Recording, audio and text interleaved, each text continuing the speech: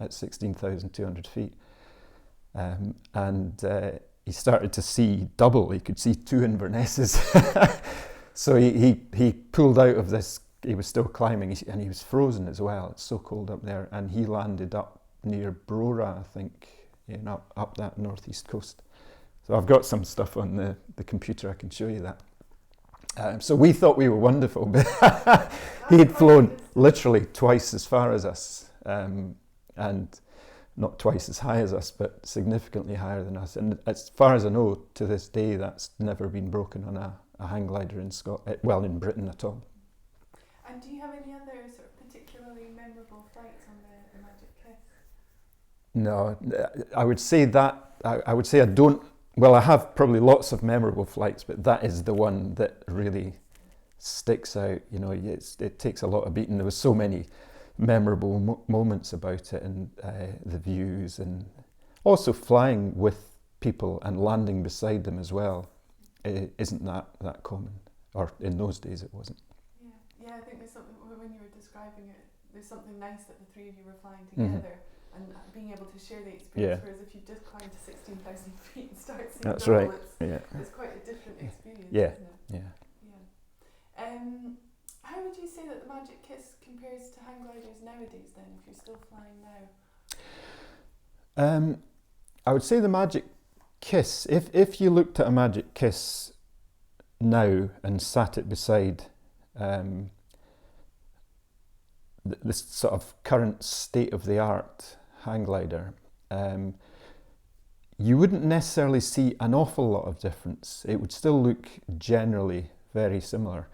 The big difference being that a Magic Kiss had a king post, which is like an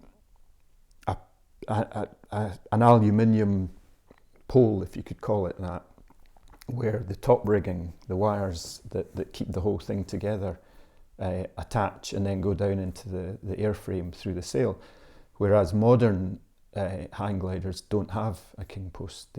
That's a big area of performance improvement. If you can get rid of that, get rid of the post, the king post, and get rid of the wires, then you lose a lot of drag, so your performance steps up again. But other than that, if you were looking at it from below, you would hardly notice a difference. They still look very similar. And how do they manage to not have a king post? What's well, manufacturers were able to get rid of that king post effectively by changing the structure and strengthening other parts of the glider. So all the strength is within the sail rather than outside the sail. But with that comes a weight penalty. So you probably find if you picked a Magic Kiss up today, but then picked up a modern king postless glider, you'd find the modern ones quite a bit heavier. Although they are starting to use a lot more like carbon fibre and reducing weight in other ways. So they're probably converging back again in terms of weight. But that would be the big difference is a weight penalty by changing the way the whole thing gets its strength.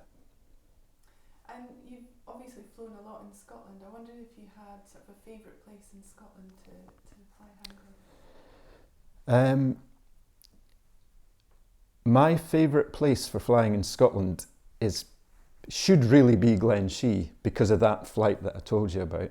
And also, not this summer, so summer 2014, I went back up and flew the Cairnwell. Mainly because it was the best place to go on the day.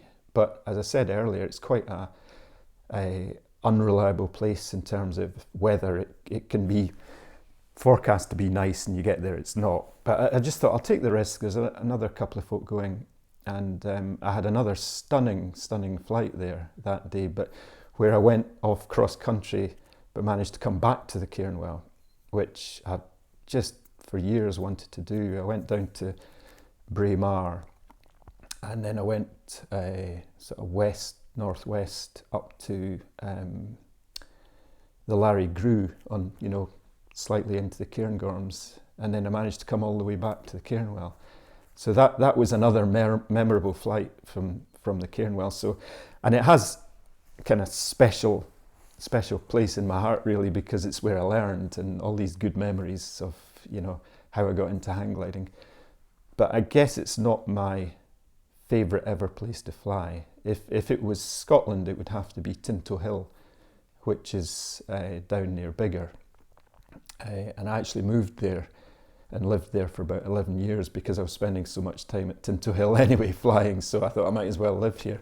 And the cat that I mentioned earlier is named after Tinto Hill. You might meet him in a wee while, I don't know. So Tinto Hill's quite a special place to fly. It's kind of central in Scotland, so it's a good place to get the best conditions, and we've had a lot of nice flying from there as well. And have you flown elsewhere in the world? Yeah. I've flown, I wouldn't say all over the world, but I've flown in a lot of different countries around the world. I've flown in the Canadian Rockies, I've flown in the flatlands of Australia, I've flown France, Spain, Hungary, try to think where else now actually, but all over the place. Italy, flown in Italy. And I guess if I had to say my most favourite place ever to fly would be Spain, a place called Ager in Spain, where we were just in August there.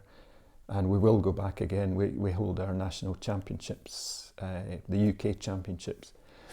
It's usually in France or Spain, and we alternate between various places. So I would say Spain's a wonderful place to fly. It's more reliable. The thermals are bigger and stronger and go higher. So that would be the place for me, yeah. Okay. And I should have asked earlier actually, why was it that you retired your Magic Kiss? How long did you fly it for before you? I probably flew my Magic Kiss for about 3 years, and it wouldn't have been retired as such. I would have sold it on to somebody or traded it in against the next new model that came out. But actually I would have regretted it because I was looking at some records I managed to dig out, and it was another Airwave glider, and it was the next generation of the Kiss, and it was the K series, and mine was a K2, and I have to say it was a horrible glider. It wasn't the standard, it was a kind of competition version of the K series, and mine was a K2 composite, I think, and it's just a horrible glider. I didn't get on with it at all well, and I always thought I should have kept the Kiss. But there are still Kisses flying, you know. I don't see many of them. I don't think there's one in Scotland, but when I go around the country, you know, flying other sites, occasionally I'll see somebody still flying an old Magic Kiss and still loving it. Would you like to fly on one again, or is it something you feel? Yeah, I would quite happily fly a Magic Kiss again. I'd want to give it a good look over and check that it had been well looked after over the years, because it must be a good age now. What's that, 1990 I was flying it, so 20 something years. So yeah, but it would be interesting to fly one again. And I wonder, what is it about hang gliding that's particularly appealing to you? Could you sort of sum up what it is? What's particularly appealing about hang gliding? Well, how long do you have? It's one of these sports that it will either bite you and you'll never get away from it, or you just, you know, I think these days there's so many other things for young people to do, you know, whether it's other adventure sports or whether it's computer gaming, and it's easy to get a buzz from things. But when I started hang gliding, it was, although there were other things like that, there weren't so many distractions. But hang gliding is just a really special thing to do. It literally is like flying like a bird. You know, we can't flap our wings, but we can do most other things that birds can do. And to take off from a hill and fly into a thermal and then start circling and just keep circling and climbing and climbing and climbing and reach cloud base is just an amazing thing. And money can't buy that sort of experience, I don't think. It's hard work to learn to hang glide, but it's worth every minute of it, of that effort. And you said before when you were doing that long flight that you were interacting on the radio and spoke to the Logan Air pilot as well, and I just wondered, how do you get on with other people in the skies? Does that ever cause problems, or is it? Mostly no. Flying with other people, there's, I suppose, different ways it comes about. You can just go to your local club site on a Saturday and take off, and you're just all soaring about in front of the hill and keeping an eye on each other. But then if you get involved in competitions, you're competing with them, but you're also you're helping each other around the course, particularly in the early stages of the course, because it's a bit like you can't see a thermal, but you can see another glider climbing in a thermal. So quite often you'll take off, and the busiest time is always, straight after launching. When there's maybe, in the competitions that I go to, there's maybe 50 or 60 gliders, and they can all be in the air at the same time above launch, and you're all circling about. So they have rules about, in our competitions, they always say, you must thermal to the right. So you're thermaling clockwise, and if anybody dares to do anything else, they'll know about it, but it would be very dangerous if anybody did. And you do hear of, and I've seen the odd mid-air, which isn't good. But generally, it's all pretty safe and well behaved. But you really have to have your wits about you, flying in crowds like that. And I mean, like birds and other aircraft, is that something you just sort of steer well clear of? We would steer well clear of other aircraft, and there's also, depending on the type of aircraft it is and the area you're in, there's separation through airspace rules and things like that. But birds, you would possibly, in the same way as I said, that if you can't see a thermal but you can see another glider circling in a thermal, you can see birds circling in thermals. So you would fly towards them and join in. And sometimes they'll fly towards you and join in with you. And that, I mentioned Ager in Spain, that we were flying with all sorts of vultures there.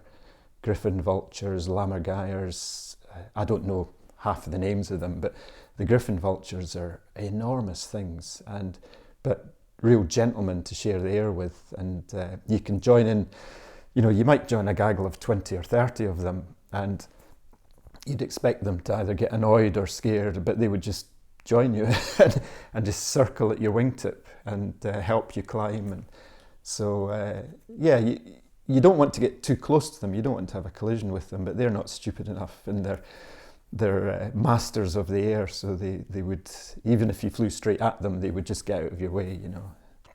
Sounds amazing. It is. It is utterly amazing. Yeah.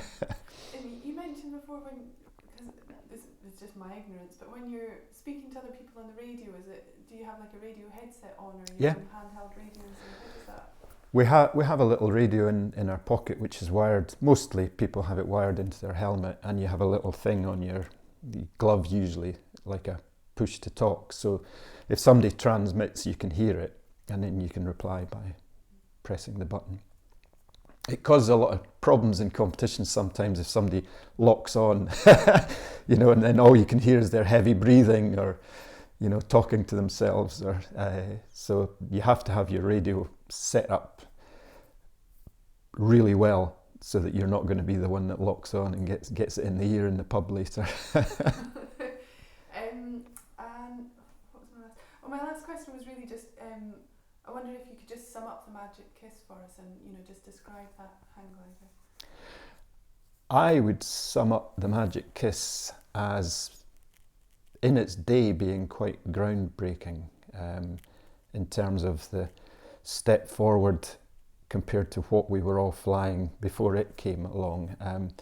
I think the main thing was the improved performance, but it also I think I mentioned earlier about the weight of hang gliders. I think it became a bit lighter just through the use of more modern materials or different type of aluminium tubing that came along. I think it was thinner walls but a bigger section, which makes it equally strong but lighter.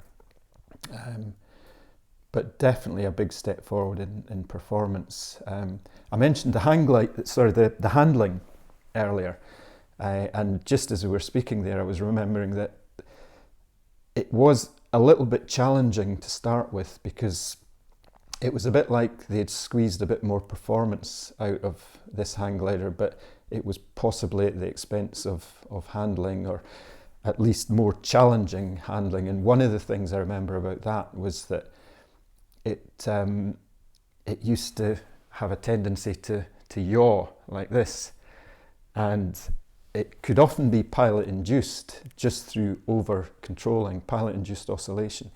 And some people, I think when they first flew them, got into such a bad oscillation it terrified them, and they maybe were put off buying one. But as long as you kind of relaxed and just let it damp down and start again, sort of thing, and then just learn what causes it and how to avoid it getting into that situation. But it definitely had this strange oscillation potential if you weren't really on top of your game and sort of able to fly it confidently.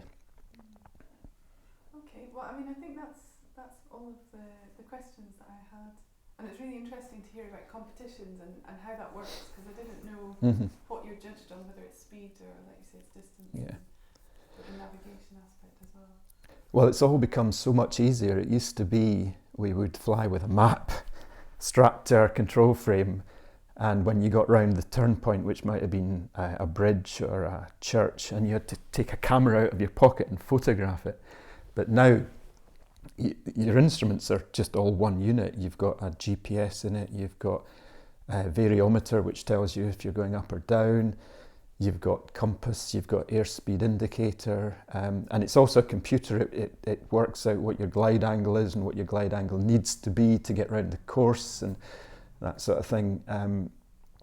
But you basically just program it before you take off, and then it points you in the direction you need to be.